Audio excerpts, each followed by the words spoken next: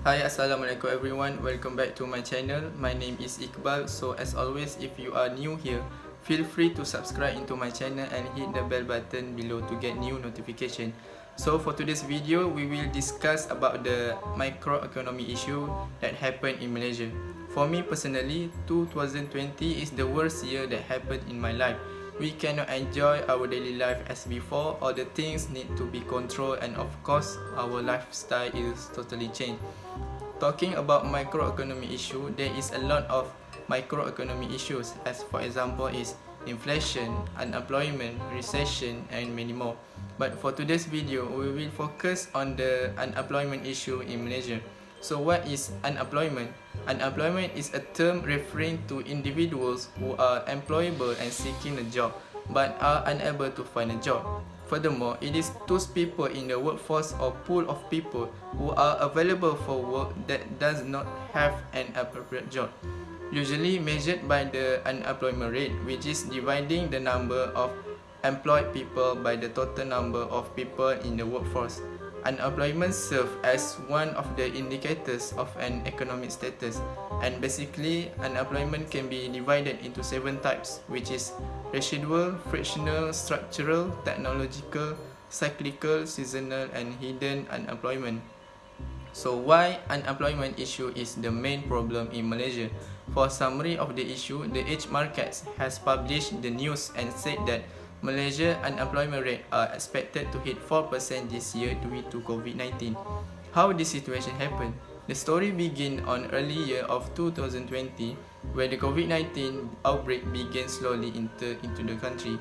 Within a few weeks, Malaysian had recorded the largest cumulative number of confirmed COVID-19 infection in Southeast Asia, reaching over 2,000 mark in active cases by the end of the March, from fewer than 30 at the start of the month. By 16 March, the virus was reported in every state and federal territory in the country. To overcome the virus from spread widely, Malaysian government has executed the movement control order. Chief Statistician Malaysia, Datuk Seri Dr. Muhammad Uzi Mahidin said in a statement that the increase in the unemployment rate was mainly attributed to the adverse impact of the movement control order on the labour market. This execution has led to some of the employment sector were temporarily closed and only important sectors like bank and hospital remains open. The effect of that, many people has lost their job and part of that has been terminated from an employment contract. Bank Negara Malaysia estimated that unemployment rate will shoot up to 4% this year from 3.3% in 2019.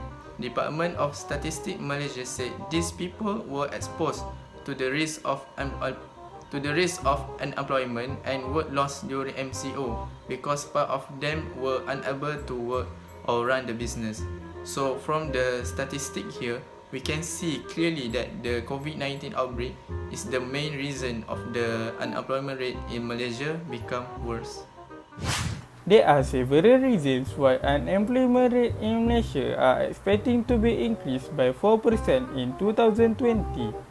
Firstly, as we know, we are now facing the most dangerous pandemic virus COVID-19 outbreak that affect the whole economic sector in our country, especially tourism sector. Unfortunately, due to this pandemic outbreak, most of companies are not able to run their business properly and forced to terminate their employee contract and position in the company because the company are no longer afford to pay their salary and to avoid more losses incurred. For example, based on article written by Esro Awani state that Air Asia Berhad terminate the position of 172 pilot, 111 cabin crew and 50 engineer. Thus, it will make them lose their job, which is their main source of income, and it will lead to increase in the number of unemployed people in our country. Secondly, most of fresh graduates from Malaysia's university are lack of important soft skills that required by the most of company in Malaysia. The most common soft skills that fresh graduates are lack of, such as leadership, time management, problem solving and communication skills.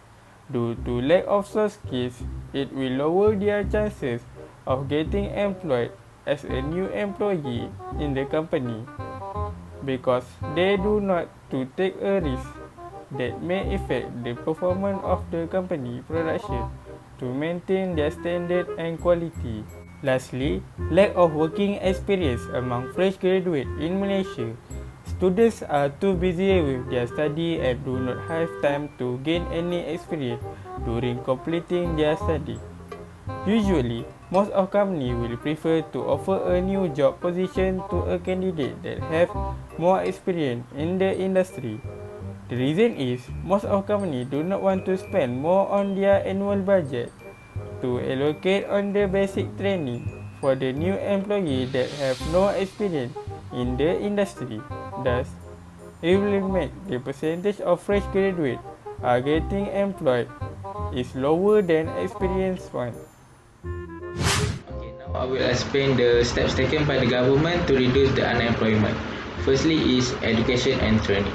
The government should give long-term unemployment a new skill which enables them to find jobs in developing industries.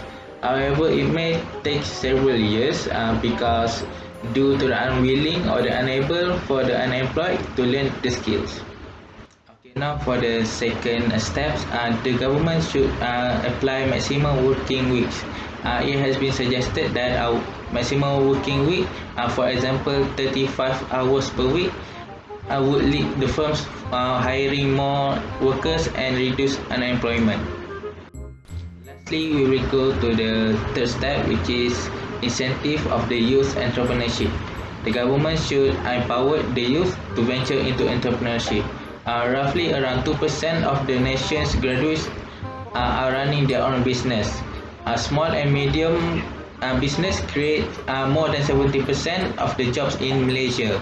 Thus, more jobs could be created and it will help to reduce the unemployment.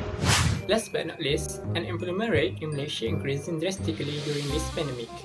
Many employees are getting laid off and some business has to be stopped till the government give the permissions to them. But it is not the end of the ways and they can't stay be unemployed until there is cure to this disease because we don't even know what will happen in the future. Either it's become worse and it might be extended. Instead of get subsidies like BPN or donation, they actually can think outside the box to get self-employed, like running a small business, or maybe they can work as a frontliner, such as food delivery, like Foodpanda, network courier like GNT Express, or perhaps as a cleaners. Especially during this pandemic, the job opportunity is high. Unfortunately, they find that job is exhausting and too risky as a reason, but it's actually a complaint. Therefore, the individual must take their own initiative, particularly problem in competition to get employed and survive during this pandemic. Even though there were also some individuals that established various new careers like using online platform to be a YouTuber, entertainers like using TikTok or gamers. Therefore, unemployed people also can enter into new areas of job such as participation in the agriculture sector, small and medium industries, factory and other business because the job is still running because it is essential. Of entering new sectors, the unemployment rate will be reduced and this sector can improve the economy from inflation and economic decisions.